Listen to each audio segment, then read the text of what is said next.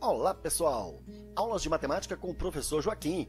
Se inscreva aí no nosso canal para você receber informações, conteúdos, questões resolvidas e muito mais. Se liga aí moçada, nessa aula vamos falar de pontos críticos, também vamos falar de crescimento, decrescimento, teste da primeira derivada e da segunda derivada. Bora lá? Moçada, veja bem.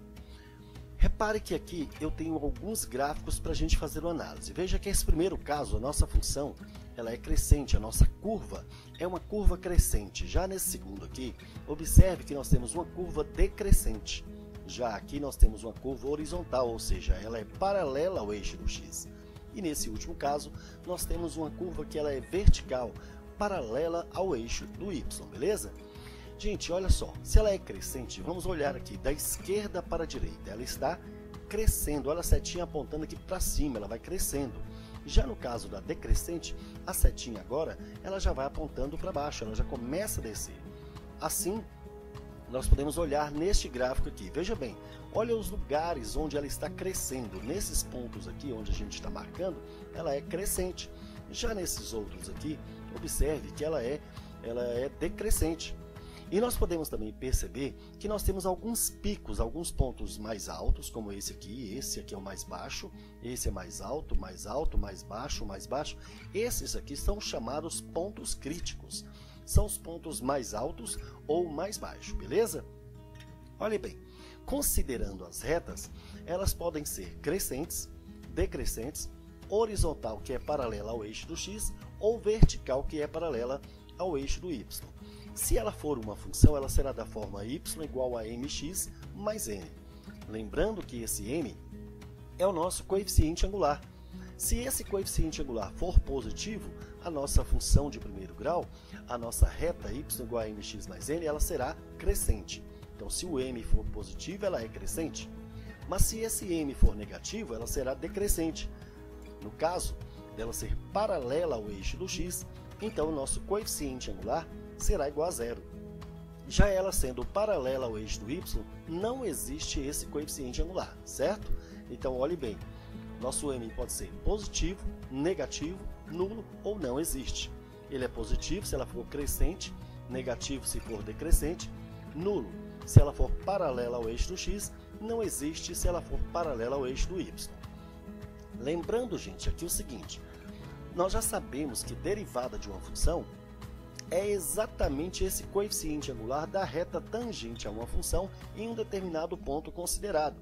Assim sendo, veja bem, aqui eu tenho este gráfico dessa função y igual a f de x, certo?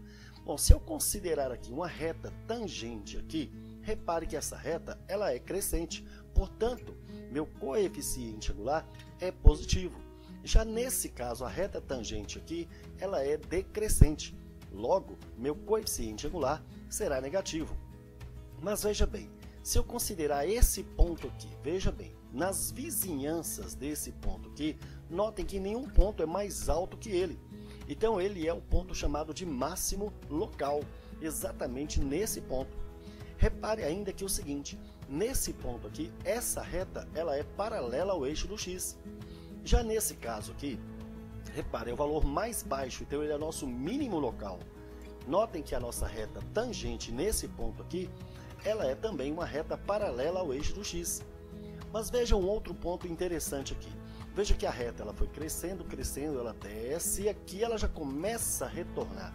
Então, a partir do ponto que ela volta, ela está mudando, começa a mudar o sentido aqui. Então, esse ponto aqui será chamado de ponto de inflexão. Repare que a reta que passa aqui também, ela é uma reta horizontal, ela é paralela ao eixo do x. Desta forma, pessoal, nós podemos dizer o seguinte, veja bem, quando for positivo, olhe bem, repare aqui, ela é crescente. Então, quando o coeficiente angular for positivo, ela é crescente, certo? E nós sabemos que esse coeficiente angular é a derivada da função. Então, se a nossa derivada da função for positivo, é porque ela é crescente. Mas, se essa derivada for negativa, a função será, nesse lugar aqui, nesse intervalo, ela será decrescente.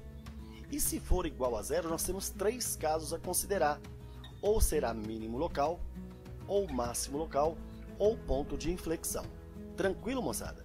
Bom, vamos ver aqui no exemplo para clarear bastante. Eu quero aqui fazer um esboço desse gráfico desta função. Moçada, para fazer o esboço do gráfico, a primeira coisa que nós vamos fazer é o que nós vamos chamar aqui de teste da derivada primeira. Esse teste da derivada primeira vai ser o seguinte: nós vamos derivar a função pela primeira vez, então nós vamos ter o quê? 3x ao quadrado menos 3, né? A derivada de x ao cubo é 3x ao quadrado. E a derivada de 3x é 3, a de 3 é 0, então morreu aqui, ó. Então nós temos aqui a nossa derivada primeira. Se nós igualarmos esta função aqui a zero, nós vamos ter que avaliar aqui o comportamento dessa função. Ou seja, nós vamos avaliar se ela é crescente, se ela é decrescente e também seus pontos críticos. Então veja bem, passando 3 para o segundo membro, eu vou ter que 3x ao quadrado é igual a 3, então finalmente que x ao quadrado é igual a 1, e aí x vai ser mais ou menos a raiz de 1, que vai dar 1, mais ou menos 1, certo? Bom, quais são as nossas raízes aqui? Menos 1 e 1, colocamos aqui sobre a reta. Veja que esta função desta derivada, ela é uma função de segundo grau. Numa função de segundo grau, o estudo do sinal é feito da seguinte forma: entre as raízes, sinal contrário ao sinal do A. Nosso A aqui é positivo, contrário de positivo, então vai ficar negativo. Já fora das raízes, deve ser o mesmo sinal de A. Como o nosso A é positivo, então fora vai ficar positivo. Então, gente, veja bem, aqui é positivo, aqui também é positivo, ou seja, maior que zero. Então, se é maior que zero, ela é crescente. Já nesse caso aqui, ela está negativa. Se é negativa, vai ser decrescente. Então, veja que a nossa função, ela vem de menos infinito até menos 1, ela é crescente. Chegando aqui, ela começa a decrescer e volta até 1 novamente para tornar crescer. Então, tá fácil de perceber que esse aqui é um ponto crítico. Então, em menos 1, nós vamos ter esse ponto crítico aqui, que certamente vai ser o quê? Um ponto de máximo. Já aqui, nós temos que ela vai descendo, descendo e volta a subir. Então, aqui nós teremos um ponto de mínimo, certo? Bom, moçada, mas olha só. Nós podemos confirmar isso fazendo agora o chamado teste da derivada segunda. Vamos derivar a função pela segunda vez. Então, 2 vezes 3 aqui vai ficar 6x, a derivada de 3 é 0. Nesses dois pontos que eu tenho, se eu substituir aqui, no lugar do x eu substituir por menos 1, que é o primeiro ponto, 6 vezes menos 1 aqui vai dar menos 6, que é negativo.